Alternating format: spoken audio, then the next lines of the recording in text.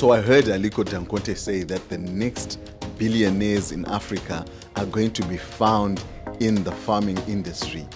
So I then made a decision that I was going to get a piece of the action.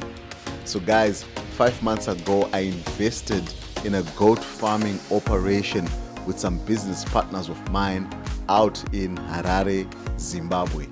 So it's been quite a journey because I'm sitting here in Johannesburg. We brought our resources together, the farmland, expertise, monies and all these things. So I'm sitting here, I get updates, I do all these things, we strategize, I put in some resources, and it's been quite a ride. It's been quite a ride. I need to say this, but it has been so fulfilling. So at the moment, we are sitting at 93 goats, and that's 27 bucks, the males, 66 females, and we are actually expecting about 100 kids in the next 2 months. That's what we're expecting. So guys, that's one thing I like about goat farming is the multiplication effect, when you can go from 0 to 100 real quick. So guys, this is Success Inspiration Academy. Our passion here is to empower and inspire entrepreneurs.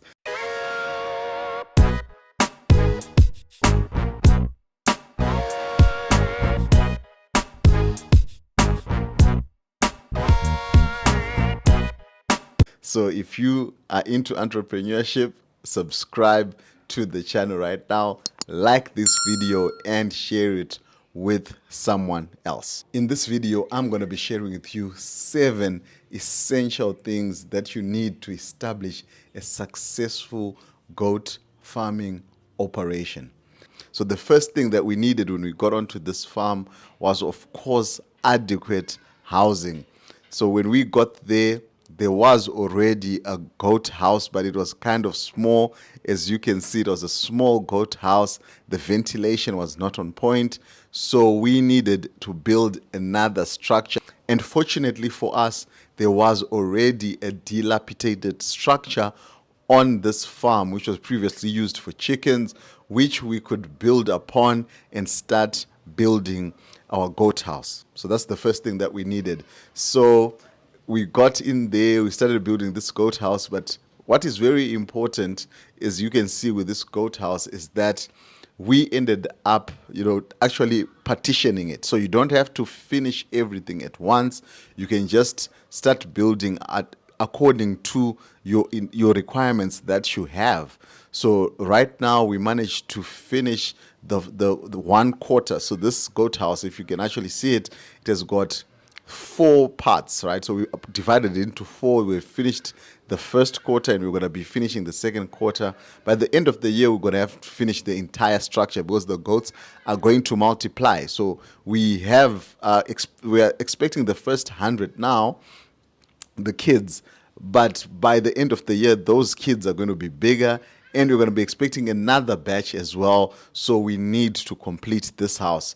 So one of the things that are crucially important is that when you are building a goat house, make sure that you minimize your costs as much as possible. And you can do this by utilizing local resources. So we utilized the local timber, the local builders. We even made our own bricks. Yes, check out this brick furnace that the guys actually made, so that was quite cost cutting as well. Of course, there are things such as fencing that you need and the likes, and the roofing material, which are standard, which sometimes you have to get from a place where they are manufactured. But make sure that you utilize as much local resources as possible. The other thing that you're going to need is food. Guys, your nutrition has to be on point. You need to have a plan for your nutrition. So in terms of nutrition, we established a maize crop, number 1, and also lucerne, which is good, for protein, for the goats. It's very, very good in other animals as well. So we needed to make sure that these things were there. If this goat farming operation is going to be a success, the nutrition is absolutely necessary. Right now, it's summer, it's raining out there. It's all good, right? It's been summer, the grass is there, but you also need to think about the winter months, especially out here in Africa. You have to think about that. It's very dry. There's limited grass, there's limited vegetation, so you have to think about that.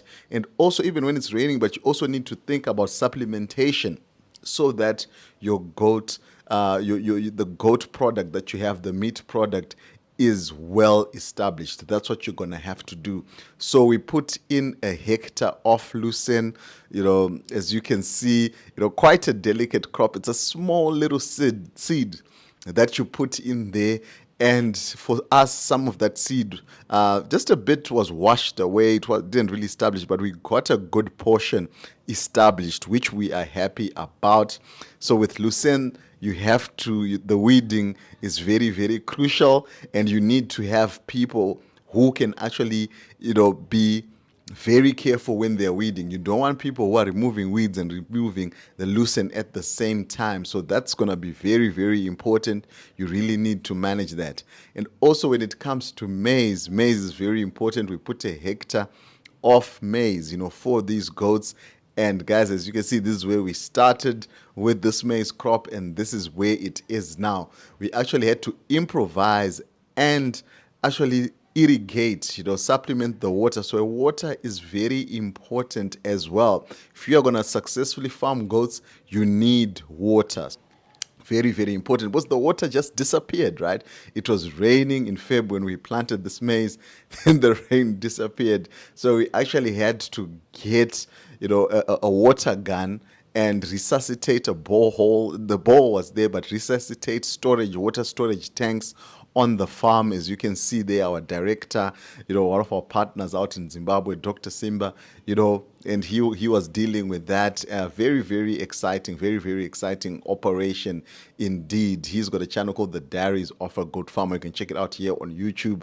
So guys, the maize crop is now established. Guys are actually, harvesting right now. There's some pictures of Dr. Simba eating there, that video, they're eating that exact same maize. Is very excited about that. We are all excited about that. That was a success, because some farmers have actually lost out on their crops. They've lost out on their crops because of this rain that disappeared.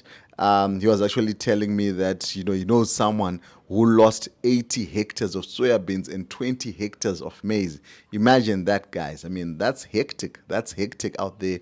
But, we are grateful that we managed to improvise and also get this crop going. So those are the risks when it comes to farming.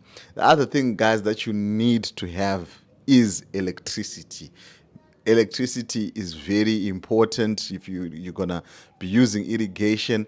We had to resuscitate the electricity on this farm because the transformer had burst, so we had to get a replacement for this transformer, and now the electricity is there, and that's awesome. And you're going to need an electricity source, whether it's solar or whatever it is, but you're going to need something. And the other thing, guys, that you're going to need, you're obviously going to need implements on the farm. We had to resuscitate the tractor which was there on the farm, and it has helped us a lot with establishing, the lucerne, with the plowing, with establishing the maize crop as well. That tractor has been very, very important. It helped us with the raw materials, transporting raw materials for the goat house, the timber and all. So you're going to need that. And the other thing, guys, that is very, very important that you're going to need is obviously your breeding stock. So when you start, you're going to need a buck.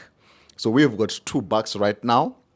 As you can see, we've got 2 bucks, and we obviously have got more than 40 breeding females right now, those that we have. So that's what you're going to need, right? It's very, very important for you to establish that initial foundation in terms of a breeding stock.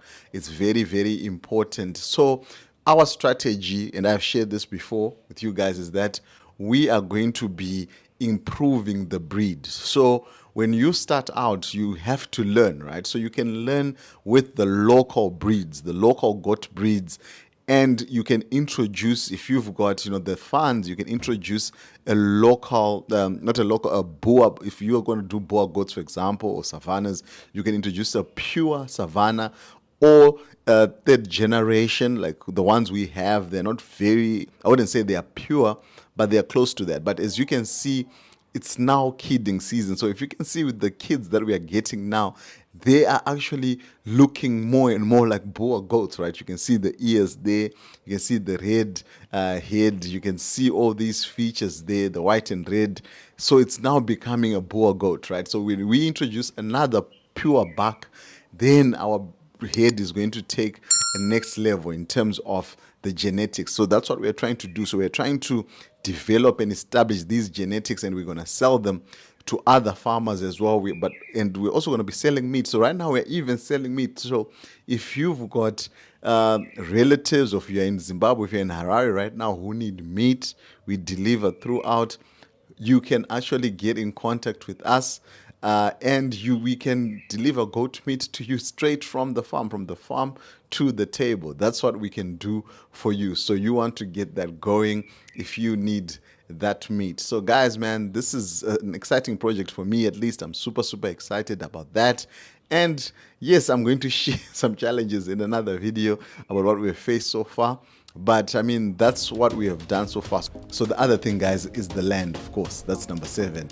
You need adequate land for your goats to be running around, or you can have your paddocks with the right vegetation in there, which the goats like. So that's very important. And I must say, there are a lot of people with land. Some just need the right partners to partner with, so that you can actually get things going. So that's very important. So guys, if you enjoyed this video and you love entrepreneurship, binge watch all our other videos. Cheers. Bye bye.